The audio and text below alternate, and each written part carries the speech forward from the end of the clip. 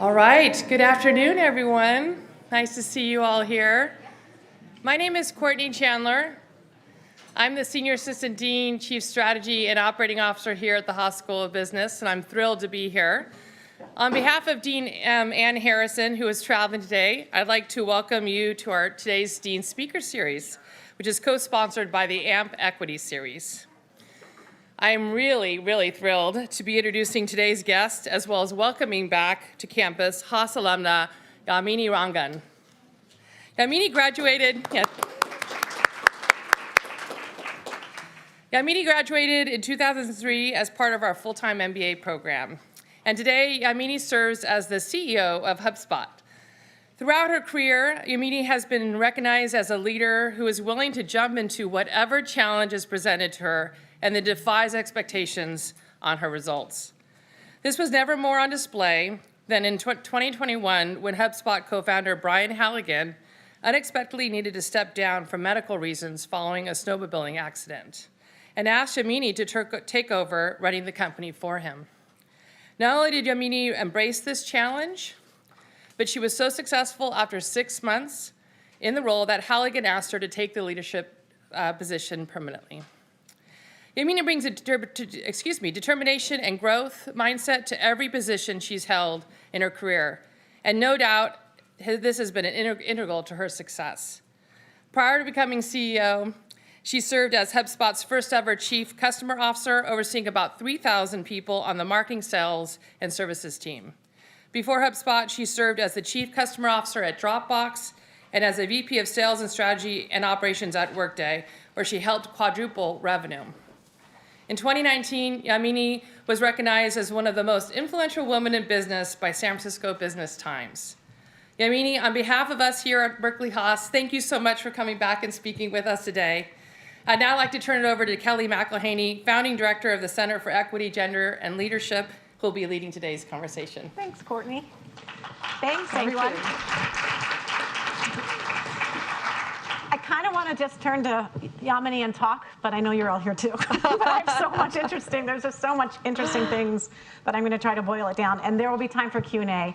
My team will not let me be selfish. No, we'll open it up. But I have a question I want to ask, but it's sort of, I want to know, I'm going to start with this question and then get bigger. But I can't imagine. So Brian has a snowmobile accident. That's right. And you get a call. Yes. And what are you doing? What's like, hey, what's up? Can you be the CEO? Yeah. What does that feel like? Wasn't as quite dramatic. But I'll tell you, first of all, it is so fantastic to be here. I was here in 2001 with my friends. It's so nice to see you both. We're all class of 2001. Yay. And I remember actually just joining, and Mimi and Fermina they were literally on gold cohort. And so it's like fantastic to kind of be back here.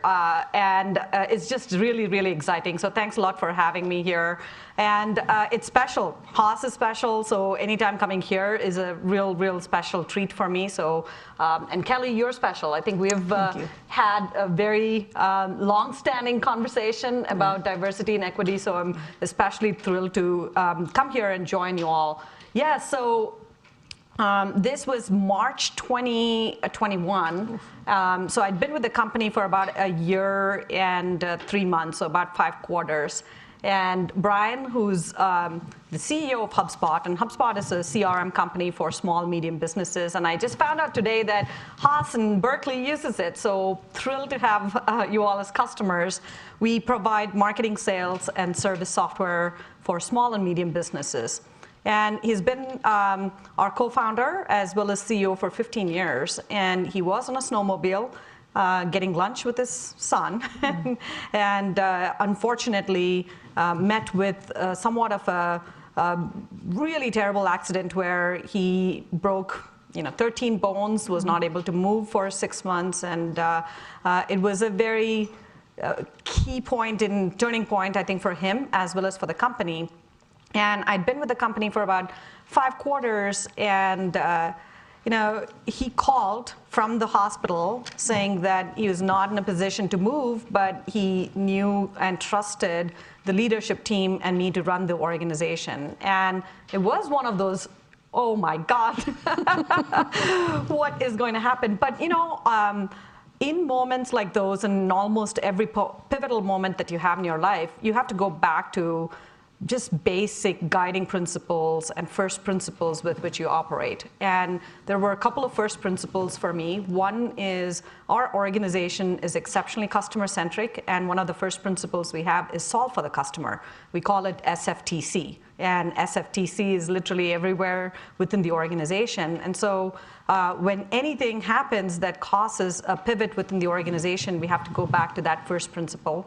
And then the second one is really to provide stability and clarity. I think that's the role of leadership, is to consume uncertainty and be able to deliver clarity. And so I think those two were literally the first reactions. How do we continue to solve for the customers? And how, as leaders, can we continue to consume uncertainty and transmit clarity? And yeah, that was last March. Wow. But Brian, I will go back to the original. We were going to start by talking about her journey from India to technology. But just one more thought. Brian had a list of people that he could have gone to, and he came to you first. So, I mean, that says a lot, right?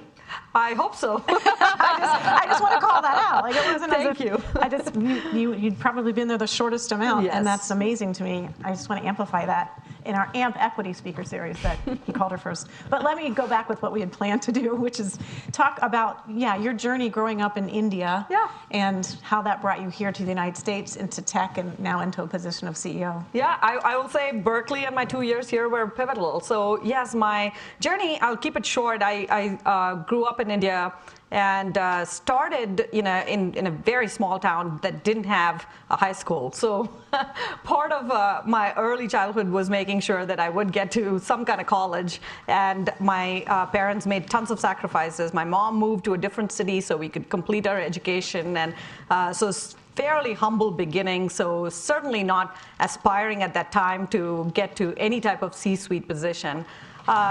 So my journey started as an engineer, and a lot of people say, hey, how did you come to the conclusion? I have an elder sister. She became a doctor. And so I wanted to do what she didn't want to do. I ended up becoming an engineer. So there was nothing profound about my choice.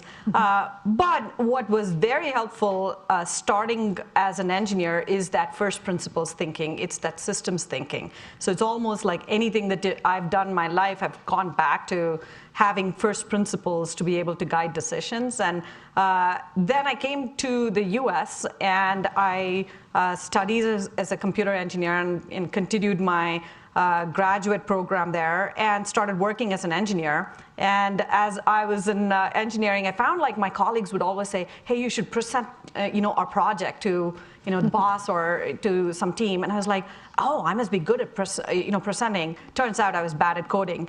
So so they were like, yeah, you know what, let me code, and why don't you present? You seem to be doing that a little bit better. And so I found myself like talking about technology and explaining technology much more than coding. And I was like, yeah, this is about the time I was like, okay, Berkeley sounds great. So I was fortunate enough to join Berkeley in 2001 with my cohort mates, and it was probably the best 2 years, of my experience. And it was also a pivotal time. Many may remember, but September 9/11 happened right after we started here in Berkeley, and it was a very, very different campus. When a huge pivotal event like 9/11 happens, the campus turns very different. And so for me, I wanted to come in and I wanted to change my career, and found out that I was going to go back into tech after I graduated. And I wanted to be in product marketing. And again, went and did my pitch thinking, hey, I think I'm pretty good at presenting. And at the end of the whole pitch, they said, well, you're going to be in sales. And again, it was a very, a choice that I did not make at that time. But turns out there are two things that you can do in tech. You can build a product or you can sell the product. And both of those are exceptionally foundational in what you learn in tech companies. And so it turns out that was a great choice, because I spent about a decade in sales, selling, and understanding buyer behavior and buyer trends, which turns out to be really, really important in almost any any industry, understanding your customers, understanding why they make choices and how they make choices, and really catering to that. And so solving for customers came early based on all of those experiences. And then the second decade after Berkeley, I spent at scaling companies, Workday, which is a company that's based in Pleasanton, cloud ERP company, as well as Dropbox, which is an SMB company. So both of those gave me experiences in terms of scaling. I tell you all of this because you're here sitting, and some of you are thinking, I don't know exactly what I'm going to do in my life. I want to accomplish a lot. I want to have impact, but I don't know, and that's totally fine. It's totally fine because life happens, and you're really trying to make the best out of the opportunity, and that's how I got to HubSpot. I love that, because one of the things I hear from that is tech is not just coding, Yes. And I think if we open that up, more people from just men will be much more interested in tech when we look at the broader swath of. Absolutely. Your presentation skills got you there, obviously your engineering degree and everything else, but I like that story. So talk about, you've been at HubSpot now, how 2 years? 2.5. 2.5 years. What did diversity, equity, and inclusion look like when you started? What does it look like today? And then maybe some strategies and learnings from a corporate perspective, and then I'm gonna get into you more as a personal leader. Yeah, look, Kelly, I can talk to you for a while about diversity and equity. And I think at HubSpot, early on, probably in 2016 and 17, we recognized that change was not happening fast enough. And that was the time we committed ourselves to having a diverse and inclusive work environment. And so we released our first diversity report in 2017. And that report was not so great in terms of the results. So we had 15% of our North America employee base identify as BIPOC, which is Black, Indigenous, people of color.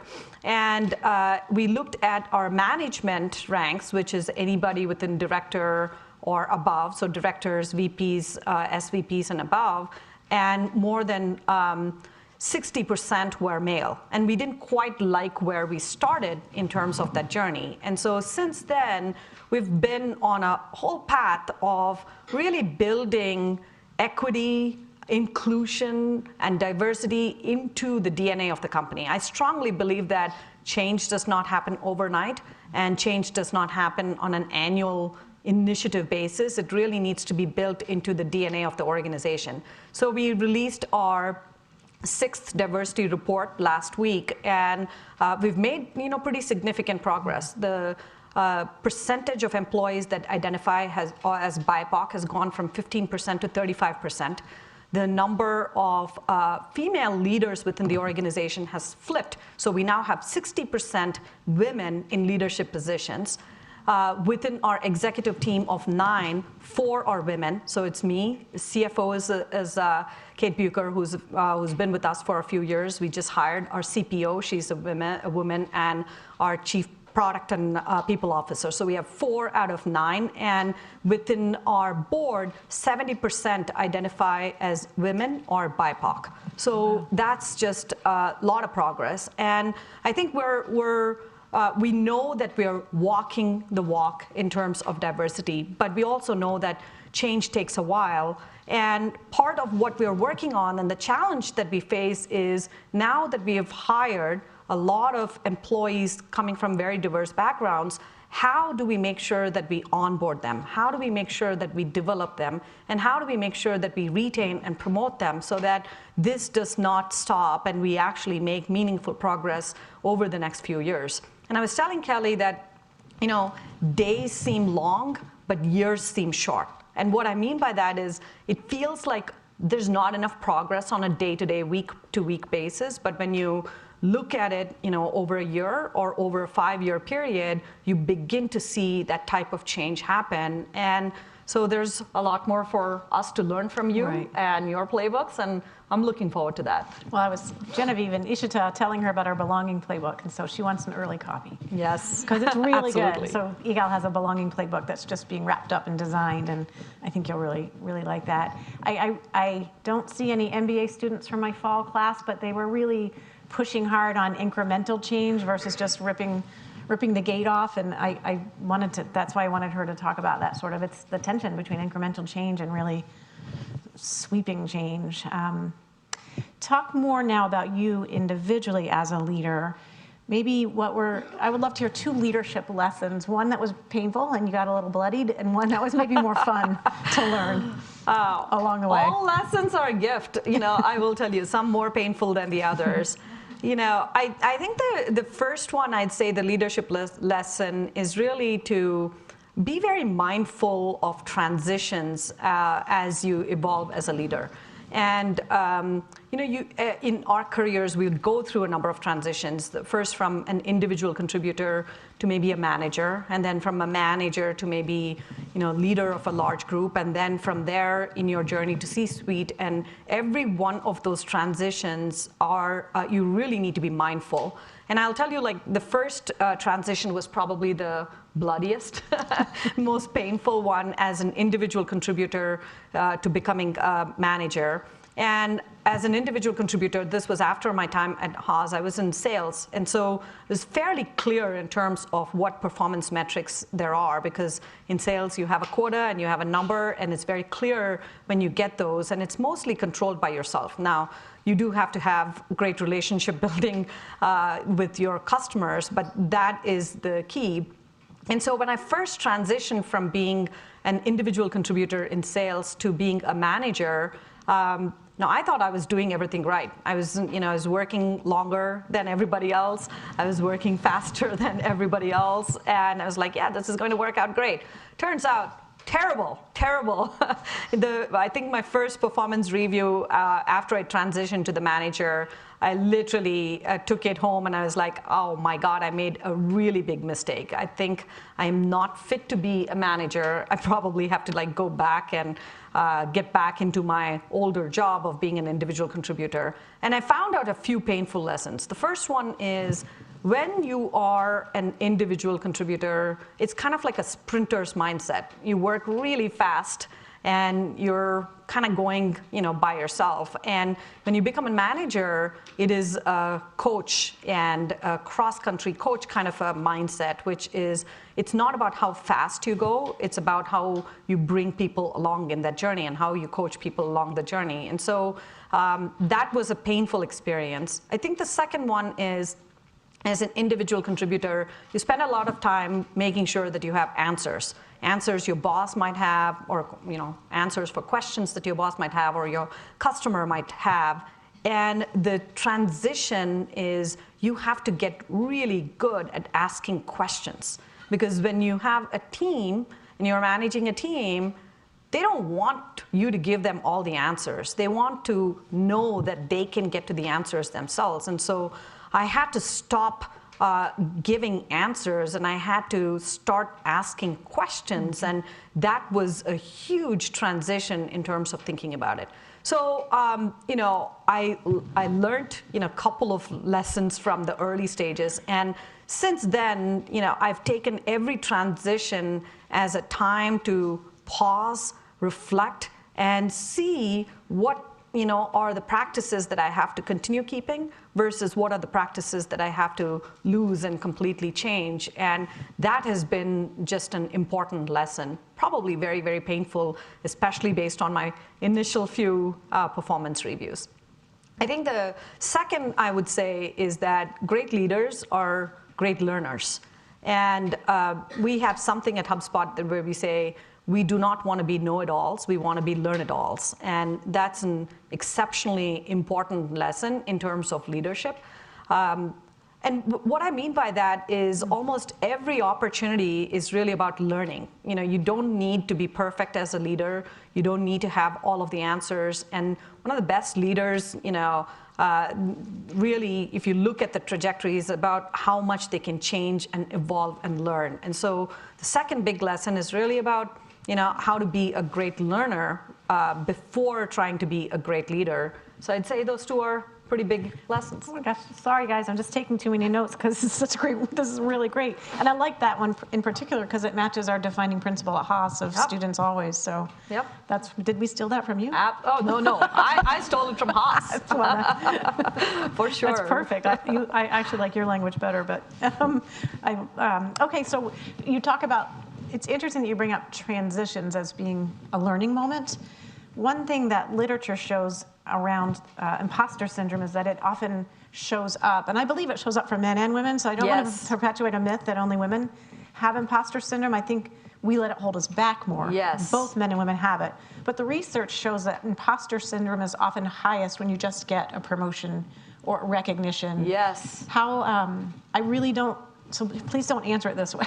How do you deal with imposter syndrome? And I just don't, I wonder how effective it is when the message is what I learned growing up, fake it until you make it. Yeah, I don't know if I could fake it until I make it. But that was the advice I got, just fake it. You know, but Kelly, I think the point that you're making is that it's not just women. I've met plenty of men, you know, in my career where they feel like they don't have it. But I do think that women assume that they need to know everything in the next job to feel really good. In this, there's tremendous number of studies where if you look at a job description, the exact same job description, male might look at it and say, if I have 50% of it, I'm going to do phenomenally well. I'm going to apply and I'll crush it. Versus a woman looking at the same job description will want to check off 90% before they feel confident enough to apply. And so I do think that we bias ourselves in some of this. But I will tell you, have I felt imposter syndrome? Absolutely. You know, in every one of the transitions, the first time I actually got my VP promotion, which in the industry was a pretty big deal, and when I got it, I was like, no, why? I'm not ready. I thought I had a few more, quarters to prove this, and so I was like, no. And I'll tell you, when Brian called and he said, hey, I'm going to make you permanent CEO, I was like, no. The first words were like, no, are you sure? He's like, yeah, I'm sure. And, in every one of those transitions, I think the key thing that I have recognized is that imposter syndrome really comes down to your perception not being close enough to reality. It really comes down to your sense of what you can accomplish and what you can actually do is not the same as reality, because someone else actually thinks very differently from what you think of yourself. And so my practical advice, and I've gone through this multiple times in my career, is when I get to the point of questioning if I'm capable of taking the next big challenge, and someone else thinks, then I go on and talk to people that will give me the truth. So you do need to have truth sayers, around you. You can call them board of directors, you can call them mentors, you can call them sponsors, you can call them any of those names, but you do need to have someone who will tell you the truth, because your perception is different than the reality. And so in the case of my last transition, when Brian called me and I was like, let me just, take a day or two to really assess this.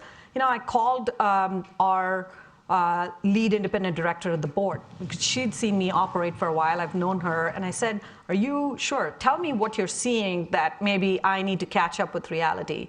I asked mentors that I've had and who have seen me develop over the last decade. I said, tell me what, you're seeing that I should be paying attention to. I asked my kids, and I have two boys, and I said, hey, do you think mom can do this? And frankly, every one of those actually shared a perspective that I didn't have of myself and my own capability. And so I do think imposter syndrome comes a lot to do with your perception and the gap of that perception with reality. And when you do close the gap, then you're like, yeah, I can do it. Of course, every role you're going to have to learn, you're going to have to challenge, but then you now have enough of a judgment that you've done these things in the past that can help you in the future. And so that's how I think of closing the gap. So utilizing your personal board, which I love. Yes. But what did your son say? Oh, he was like, go for it, mommy. That's what a great. How old is he? I have a daughter. 15. Oh, sorry, too old. You mentioned mentors and sponsors. Do you see those as two separate, different things? And how did you go about finding mentors and sponsors, or did they find you? Do you have a strategy? Yeah, I mean, look, they are different. They're very, very different. I mean, mentor to me is someone that you can learn from. And it's actually for a very specific period of time for a certain skill. Versus sponsor is someone who is advocating for you in your career and is helping you kind of get to the next level. So they are very different. Now, a lot of folks, come to me and say, hey, I want, you to be a mentor. And most of the times I ask for, what is the specific skill that you're looking to learn? And when I have, gone out and reached out mentors, I've asked for, hey, I see that you've done a great job of building your leadership team. I would like for a 6-month period where I can learn from you on how you've done that. So it's really skill-based and competency-based. And sometimes people get confused. Sometimes I'll have someone come and say, hey, I want some time, but all I'm trying to do is get promoted to the next level. I'm like, I'm sorry, I can't help you get to the next level as a promotion, but I can help you if there's a specific skill. And so, Kelly, I think your question of did they find you? It is a natural process. I don't think it's I'm going to now have like 5 mentors and I want to get 5 mentors by this date. I think you really have to let it develop a little bit organically, but you have to look at where are you today? Where do you want to be in 3 years or 5 years? And what are the core skill sets that you need to develop? And then go find people who can help you develop with each of those core skill sets. And that's the way you think about having a great board of directors or personal board of directors. I think sponsorship is completely different. Sponsorship is someone who is directly in your line of chain and someone who is advocating for you when you're not in the room. And the best way to find a sponsor is to earn the trust, earn their credibility so that they can represent you when you're not there in the room. I've had some incredible sponsors, people that bet on me even before I bet on myself, but that was because I had worked incredibly hard to gain their trust and gain the credibility with them. And so it's very, very different, and you actually need both for different reasons. I'm just curious if you see a difference, because I'm a data wonk, but I'm much more interested in the real world.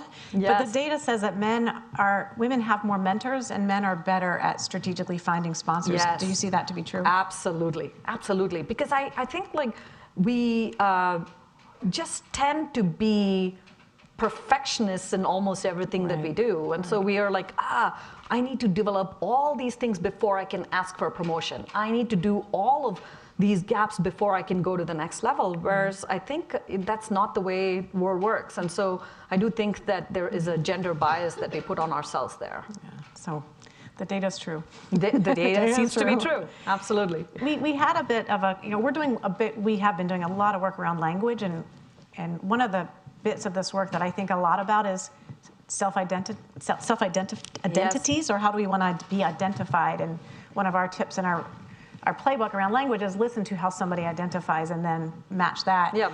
And I trust you, and I was able to ask, and I like to ask direct questions, so I would love to share this. Do you consider yourself a BIPOC female leader? Do you think of yourself that way? No, I did not. Yeah. When I started, my career, and certainly when I was in Haas, I was like another student, going to business school, trying to figure out, things in the world. And so, no, I have never considered myself as a BIPOC leader or a female leader, and that's not what I brought in. And also, the choices that I made in my career, being an engineer in tech, not a lot of women around, and being in sales in tech, not a lot of women around. So, as in mostly early career stages, I was probably the only woman around, and I did a lot to kind of let people not shine a light on that. Right. I think that was the most important thing. I was like, okay, I have to hang with this group, and I have to really be part of, we talked about belonging. I wanted to just belong in that group. And so I spent a lot of time not thinking about the fact that I was a Asian woman, Indian woman, or woman, in the room that I was in. But what I have found is that as I have grown my career, I want the next generation of women as well as BIPOC leaders to feel like they can belong without having the need to change. And so I found that as I've progressed in my career, and certainly where I am right now, that me sharing my identity as, yes, an Indian woman, a person of color, a woman, it helps the next generation. So now I'm embracing it a lot more. But I certainly started at a point where I didn't feel comfortable doing that. I'm so glad to hear that that is happening in the world, that you now feel comfortable, but that you're also intentionally embracing it to free younger generations to embrace it. Yes, and I'll say, in tech, and I know you're all from different industries. Tech is not, wasn't the most friendly, but there are industries that are even farther behind in terms of diversity, and it shouldn't be this hard for diverse leaders to be in the C-suite. And in order for us to have just not incremental change, but really needle-moving change, we have to be talking about the challenges that we face for being the one person in the room that looks very different, for being the person in the room that does not belong, for really, even in those situations, being authentic to yourself and what you bring. And that's part of the journey. I'm so glad you're there, here, but also there in that position for other people. I'm going to open up to questions, but I'll ask one before that. What do you just feel most proud of in your life, just in general, as a leader? So I'll tell you what I'm most proud of. I'm most proud of being present with my family while having just an incredibly just wonderful career that I've been, just so grateful to have. And a lot of times, you look at role models, and I certainly grew up in the industry looking at role models of you either have one or you have the other. And I consider, it a blessing to have the kind of close relationship I have with my two sons. They're 13 and 15. They're the love of my life. I spend a ton of time with them, but it's not quantity of the time that I spend with them. It's the quality and the presence. If I spend 15 minutes with them at the end of the day and they feel like they've connected with me, that's a blessing. Yeah. And doing that while having a challenging and enriching career, that is what I mostly am grateful for. And I also like your you don't have to be at every soccer practice. You don't have to be at. Yes, you know that. Yeah, I'll never forget driving my daughter carpools. The best time, if you are parents or are going to become parents, when you have kids in the car, you hear everything. Yes. And I remember my daughter saying to her friend, "I'm so glad my mom wasn't that mom." And I'm like, "Oh no, what's going to come next?" That's right. It was kind of quiet. And I'm like, "What mom?" She goes, the mom that wasn't, didn't need to be there at every dance, every chaperone, every library. Exactly She's right. I just wanted some space from you. And I'm like, oh, thank God. Thank God that worked out well. But I like the realistic advice versus you have to be at every practice. We have people in the audience I have to pay attention to. I'm sorry, because I could just talk to her forever. Who has questions? And there's at least one mic. Right, there's a mic right there in the middle. So who would like to? And if you just... Before you ask a question, tell us your name and who you are. There's a mic right back there. If you can walk to the mic. Great. Hi, I'm Simran. I'm a full-time MBA student, and it's great to hear from you, especially as an Indian woman. I know you touched a little bit about it. Was there ever a time when you found it difficult to strike work-life balance, and as you moved across different roles, especially when you became a VP or a manager from an IC role? Yes. How did you strike that balance? Was there a time when personal life was more important than corporate? So if you could talk a little bit more about it. Yeah, I think this is a fantastic question, and certainly it's hard. I won't come here and say, hey, it's been an easy ride, and I think it's really hard. There are especially times in your life where you're deciding to expand your family and you have kids under 5, it's crazy. But it's a very short-lived phase. That's what I found. Like when you go through it, it's like, oh my God, will the day ever end? And will my list of to-do items ever end? And you know what? Again, it's a very short period of time and you're able to get through it. The thing that I would say, this is a story I'll give you. I thought I was balancing everything really well, and I went to a field trip when my kid was in 2nd grade, and that was the period that was exceptionally difficult, trying to manage work as well as everything. And this was many years ago, and I was doing a beautiful job. It was the end of the quarter. I had my phone. I was driving the kids on the field trip, and I was like, I'm balancing everything. And I was on the phone the whole time, and I'd closed my cell phone with a little bit of my hair and everything. And I came back in the evening. I was like, wasn't that great? Mom was there with you the whole time. Isn't that fantastic? And my son looks at me and says, you were on the phone the whole time. And that was such a gut-wrenching moment where I'm like, I am not balancing it. I think I'm doing a great job balancing. I'm not balancing it. And so since then, I've kind of really thought about, instead of work-life balance, work-life presence. What does it take for me to be present, either at work fully or at home fully, and how can I do that? I think that's been key, and I set expectations with my kids on that. I set expectations with my spouse, and that has been really helpful.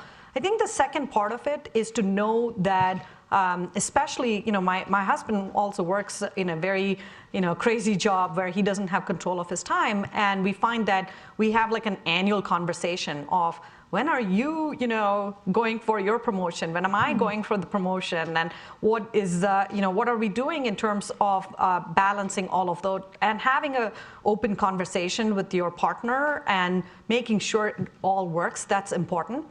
And having the same conversation at work. I've tried to set very clear boundaries with everybody that I work with. On certain days, I'm just not going to be there. I'm not going to respond.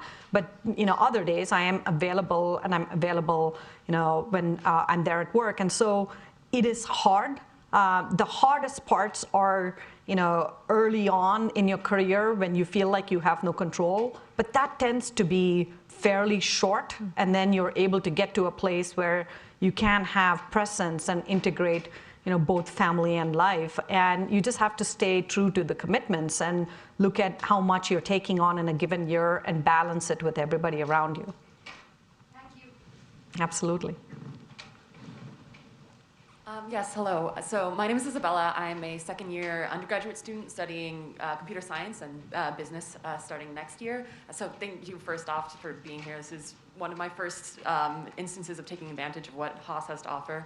So I think this is an excellent start. My question, namely, being a part of Gen Z and being a part of both the computer science and the business community, I've become more and more aware of just how critical and focused and active people of my generation are when it comes to civil liberties and different issues that they are in fact passionate about. And given the past 2 years and the rise of employee activism within workspaces, I'm curious about how you in particular, or HubSpot in general, is able to facilitate these more individual, not just a general culture, but individual conversations where you're able to straddle and hold space for difficult conversations and allow this whole new workforce to truly bring their full selves to the table. Yeah. First of all, you're in a great place. I think you have a long road ahead, which is fun, exciting. So that's fun. And honestly, I do think that this is a challenge that not every company and the industry has fully embraced. We love, what the next generation, Gen Z, as well as millennials bring, and we want to create the space, but it is not like an easy, path. And I'd say that especially the last 3 years have shown us that there is not this pure way in which a company can just be focused on its objectives without being part of the community that we serve and the community that we are part of. At HubSpot, we try to look at it in a couple of different ways.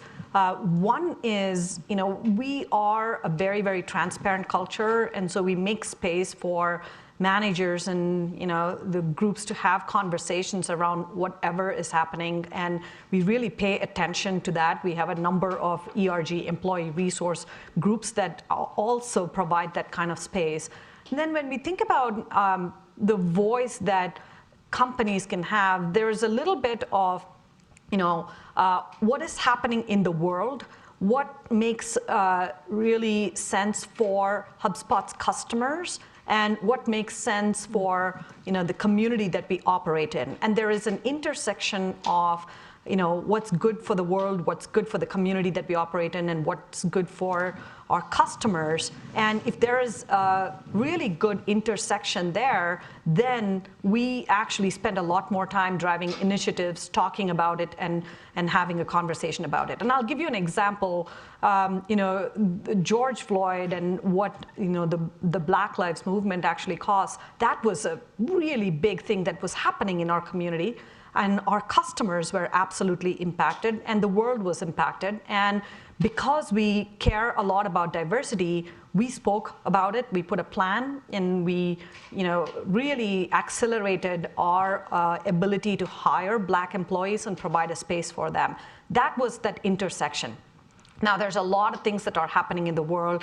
There is environmental costs you can take. There is war that is happening. There is a whole bunch of laws that get passed, voter rights that are happening. And again, we look at, is it in that intersection of what's good for customers, what's good for company, what's good for the community? And if it's not, then we choose to provide a space but not really take a stance. So that's how we think about it. I don't think it's perfect, but that's how we look at the world. Perfect. Thank you so much. Hi, my name is Ethan, and I'm in the undergraduate program. And I was wondering specifically, it sounds like when you were tasked with stepping up following the accident, that it seemed like a very, sudden transition. And I think you were talking about in your career how you were able to reflect, before you kind of made big transitions. But this transition perhaps seemed to have come out of nowhere. Yep. And I was wondering, number one, how did you navigate through that transition that was so sudden? And also, just what are some lessons and ways that you were able to make it a smooth process and you were able to convey confidence in that process? Yeah. Good questions. Wow. That's great. Thank you for the question. You're definitely making me reflect a lot. And it is. Every transition is different. This one is certainly sudden.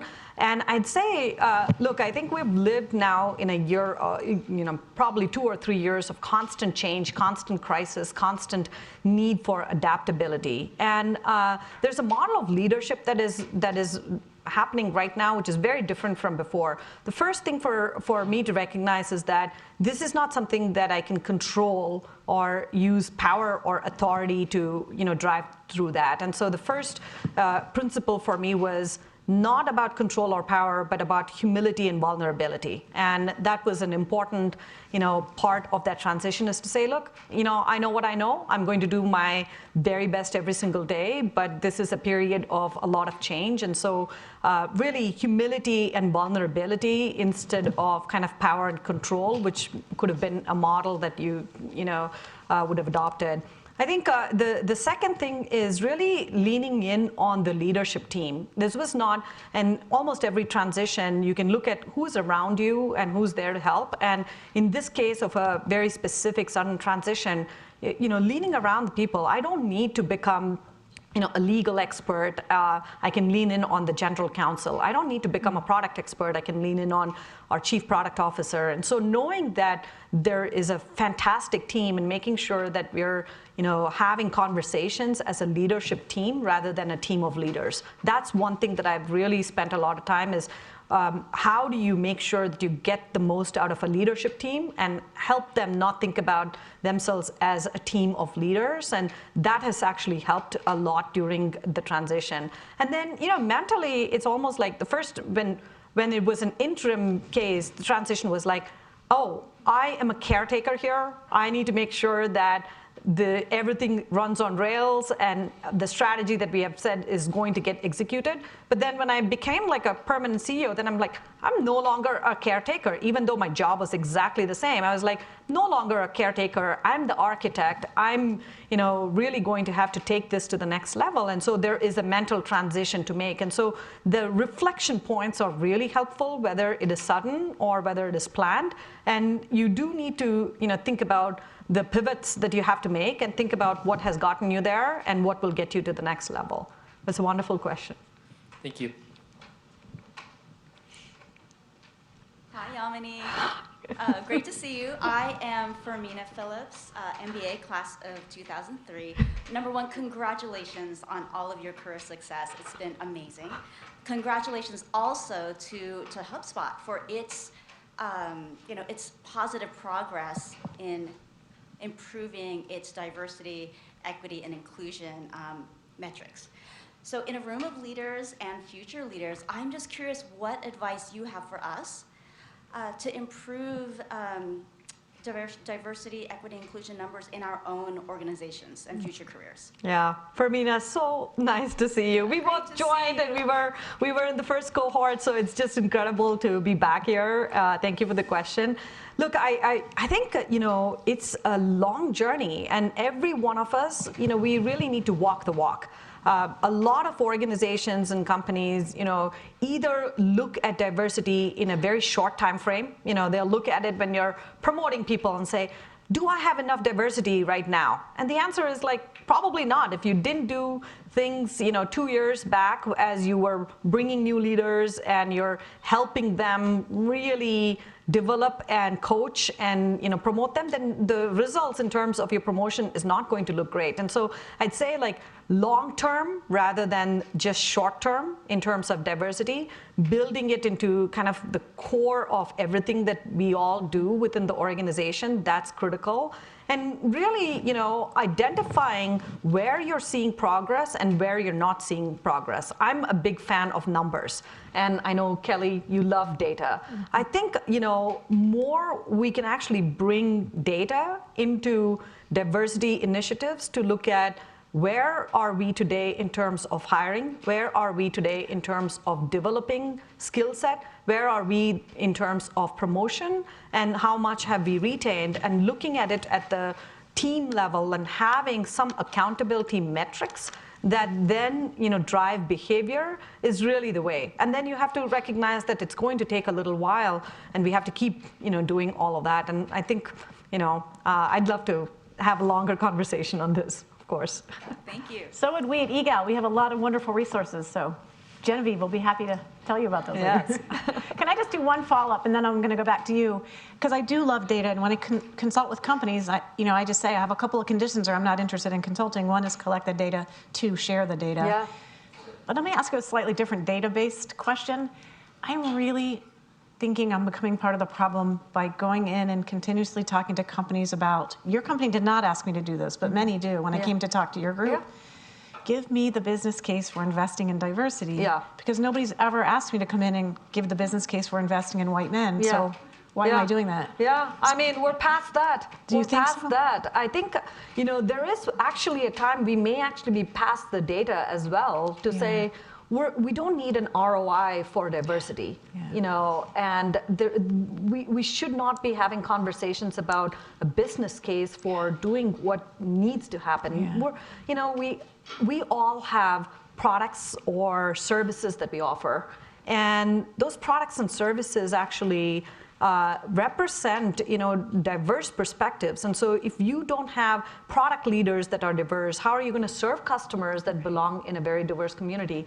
I don't think we need data for that at all. I hope that fewer people ask you, Kelly, for a business case on diversity. It's just past that. Depends, but I remember when Yamini asked, not only is Yamini an investor in EGAL, which we're so grateful for, and my team is right in the front, you're also an investor in me and believe in my work. And when you brought me in to speak to your leadership team and we were going through I said, do you want me to focus on the business value? You're like, no, just get to the strategy. Yes. And I love, that was just, that's so refreshing. I do still get asked to give, and I generally start with the white man, and then they're like, oh, we're sorry, we asked you to do this. Yes. But I will give you the business case. No. But also ask me for also make sure you ask me the business case for investing in white men, because that seems like the other part of the equation here. Yes, the conversation is all about the playbooks, which is Right. why I'm glad what you're doing is like, and in our case, it's not even the playbook for hiring. Yeah. It's the playbook for belonging and retention and inclusion. Yeah. How do we make sure that we have great playbooks and all of the leaders are really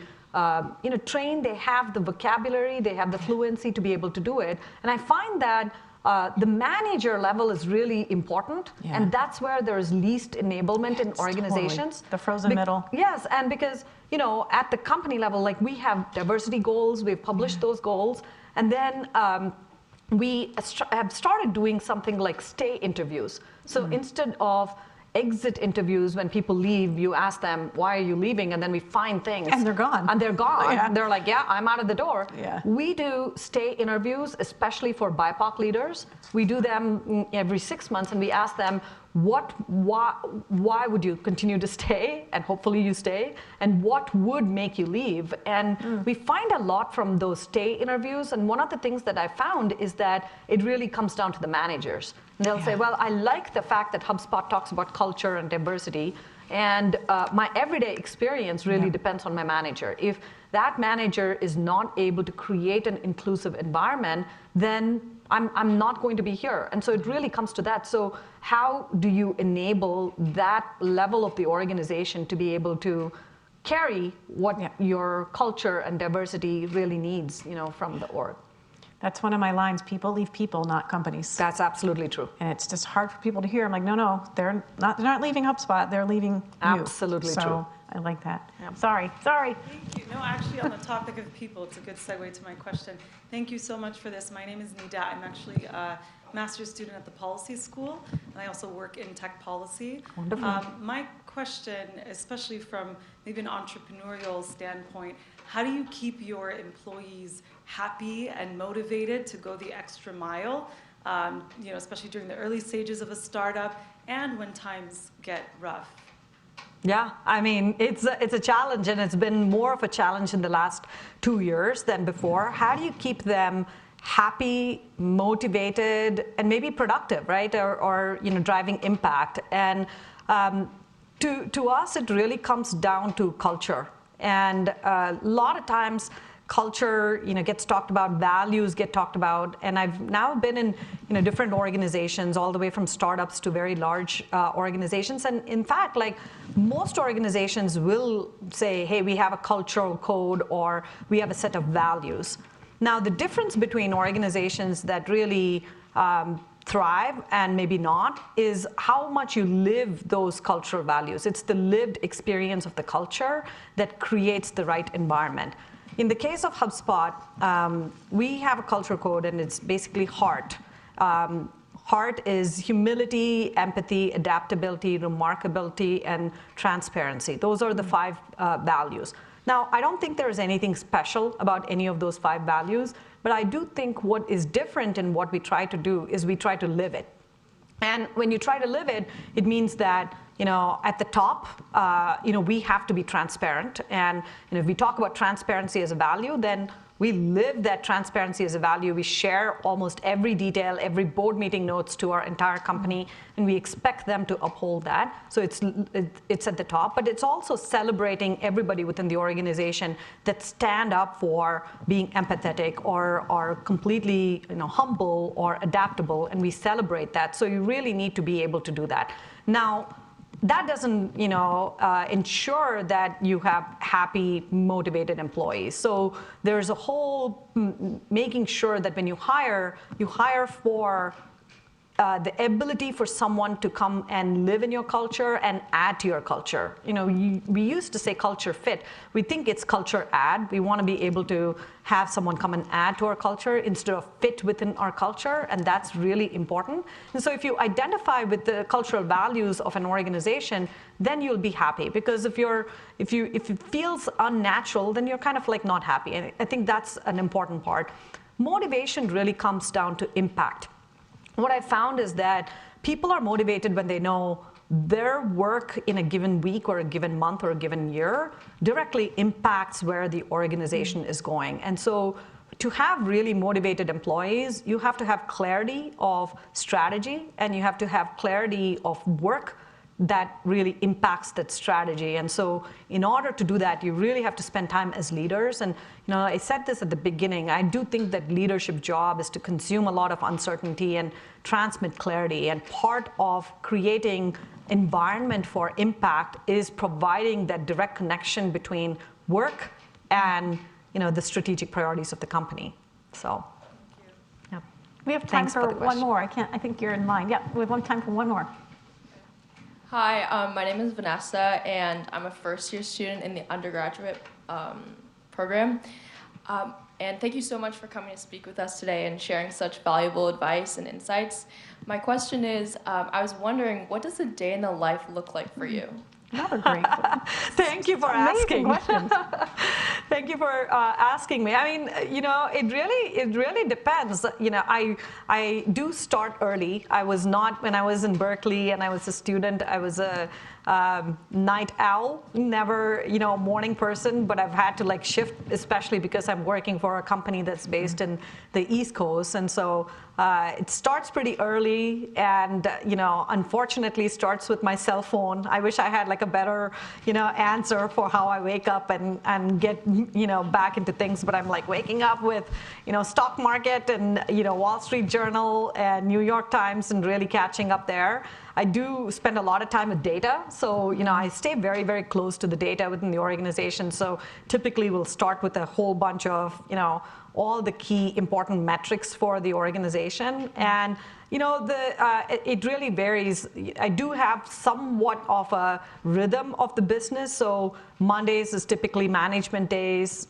Tuesdays is customer days. Thursdays is, partner days. So there's some method to how I spend the time. And Fridays are thinking days, which is actually great. My favorite is Friday because I don't have meetings back to back. And so it really depends on the kind of day. And it's really very, very much of a context switching that needs to happen. So it's important to, not let one meeting really spoil your entire day. It could be a great meeting or it could be a terrible meeting, but you have to context switch and make sure that that does not transfer to every single meeting within the day. But mostly it's a long day of meetings and making decisions and helping others make decisions within that context of work. And then evening, is really with my family. I definitely, I think COVID has actually made this easier, but we are continuing this even after the pandemic.